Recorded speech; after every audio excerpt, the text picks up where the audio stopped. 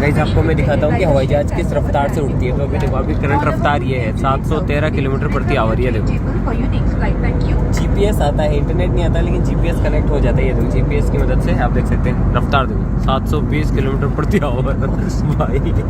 भाई क्या है ये, और बढ़ती जा रही है, देखो बढ़ती जा रही है। 31 750 भाई, लगभग 800-900 तक जाती होगी मेरे हिसाब से। ये इंटरनेट रियल है, रियल टाइम है। और ये प्लेन है और ये स्पीड है।